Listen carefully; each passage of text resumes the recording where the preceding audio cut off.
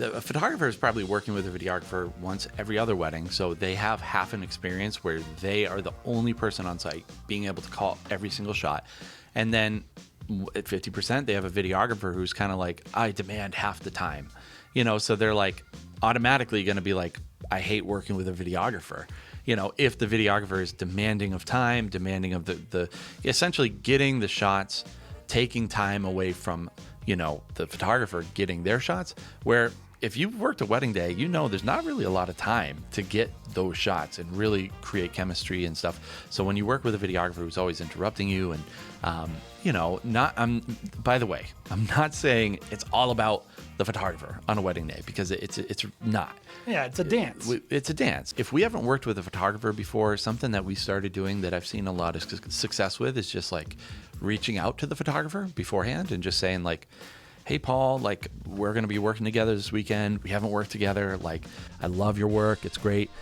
Just wanted to let you know that I'm going to kind of let you be director day of. Like, there might be a couple times I might want to hop in if that's okay with you. You kind of give someone permission to say yes or no. Not every photographer is going to be nice, but I think for the most part, photographers are awesome. You have to find what works, right? You have to find what gives the photographer what they need to be able to get, and then gives you what you need to get as well. I can't tell you guys how many times I'll work with a photographer, and if you've probably heard this as well. I worked with this one videographer and I just can't ever refer any. I just don't know any that I would feel like I could trust to do a good job.